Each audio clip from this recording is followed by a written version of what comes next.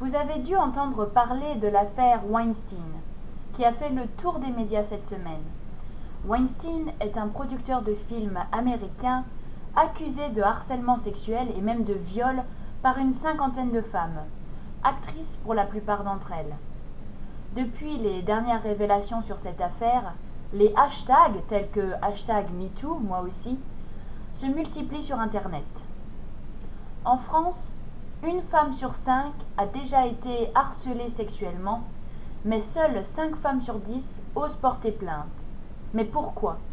Eh bien parce que porter plainte n'est pas toujours aussi facile qu'on le croit. Prenons l'exemple de Laura. Sa vie bascule en 2009, Laura a alors 51 ans et est responsable juridique dans une grande entreprise de la région parisienne. Elle raconte : « Je venais d'être embauchée par un homme bien sous tout rapport. Et puis, les comportements déviants ont rapidement commencé. Il me faisait la bise au coin de la bouche et me serrait contre lui. Je le repoussais, mais c'était mon patron et j'étais en période d'essai. Si j'avais démissionné, je n'aurais pas touché le chômage et j'étais coincée financièrement. » À l'époque, Laura avait porté plainte, mais l'affaire était restée sans suite. À présent, Laura est incapable de retourner travailler. L'un des témoignages clés de l'affaire Weinstein provient de l'actrice italienne Asia Argento, qui raconte son calvaire avec le producteur et explique qu'à l'époque, elle a eu peur que celui-ci ne ruine sa carrière. En effet, l'actrice a été très critiquée récemment, soi-disant qu'elle avait eu le choix de résister à Weinstein, mais qu'elle ne l'avait pas fait. Personnellement, je pense que l'actrice Asia Argento s'est retrouvée victime d'un abus de pouvoir, tout comme Laura dont nous venons de parler. Sans ce film, Asia Argento ne serait peut-être pas ce qu'elle est aujourd'hui, et peut-être que, comme Laura, personne ne l'aurait écoutée.